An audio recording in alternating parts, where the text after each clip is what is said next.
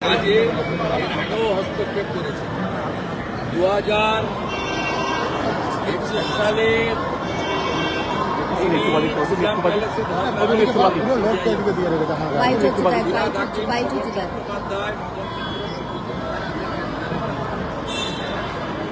মুখ্যমন্ত্রী এর আগে রাজীব কুমারের বাড়িতে যখন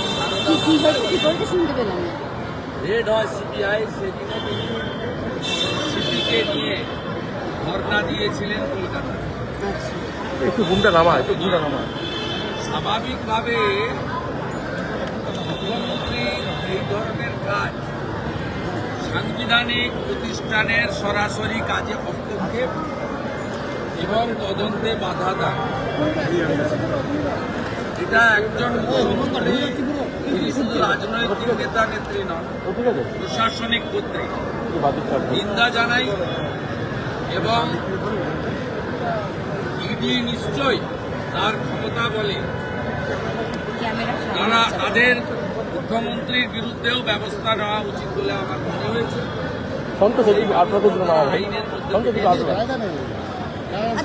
দাদা কি এমন ব্যাপার রয়েছে? মুখ্যমন্ত্রী চলে গেলেন, কমিশনার চলে গেলেন। আইপ্যাক ভোটার লিস্ট থাকবে কেন? আইপ্যাক ভোটার লিস্ট মানে ভোটে যারা আপনি তো ভোটার লিস্ট আছে বলছেন। দাদা ভোটার লিস্ট থাকবে কেন? না না দাদা কি এমন মুখ্যমন্ত্রী তো অভিযোগ হিন্দি আমি ইনভেস্টিগেশন এবং ইডির পাশে ঢুকবো না, সরি। দাদা কি এমন আমি মুখ্যমন্ত্রী যাওয়া, সিপি যাওয়াটাকে মনে করি অনৈতিক, অসাংবিধানিক, কেন্দ্রীয় সংস্থার তদন্তে সরাসরি বাধা দান মুখ্যমন্ত্রী এর আগেও করেছেন রাজীব কুমারের বাড়িতে রেড হওয়ার সময়, এবং তিনি 5 ঘন্টা ধর্ণা দিয়েছেন নিজাম প্যালেসে। আপনার যখন বেশ কয়েকজনকে গ্রেপ্তার করেছেন, এরা মুখ্যমন্ত্রীর অভ্যাসের মধ্যে পড়ে।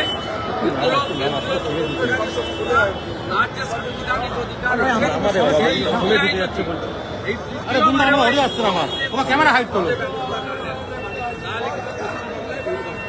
দাদা রত্ন রয়েছে নাকি? মুখ্যমন্ত্রী কমিশনার চলে যাচ্ছেন।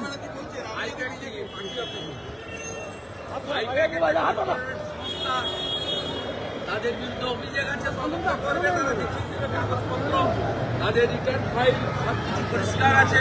পরিষ্কার থাকলে তো সবার অফিস বাড়ি তল্লাশি করে তো গ্রেপ্তার হয়, এমন তো নয়। করবে আমার বাড়িতে সিআইডি পাঠিয়েছিলেন, আমার প্রবীণ বাবা মাকে হেনস্থা করেছেন, সিআইডি পাঠিয়ে 3 বার। আমি তো সিআইডির কাছ থেকে ভোটাও নিয়ে মারতে গেছিলাম। গ্রামের এমএলএ অফিসে আসামি সার্চ ওয়ারেন্ট ছাড়া তছনছ করেছে অফিস। মুখ্যমন্ত্রীর মুখে এগুলো মানায় না। মুখ্যমন্ত্রী চ্যালেঞ্জ করলাম, বিজেপি কেন যে কোনো লোকের বাড়িতে আপনি পাঠিয়ে দেখুন, পাঠিয়ে দেখুন পার্থ চ্যাটার্জির কচি বান্ধবী অর্পিতার মতো 51 কোটি টাকা কারো বাড়িতে পাবে না।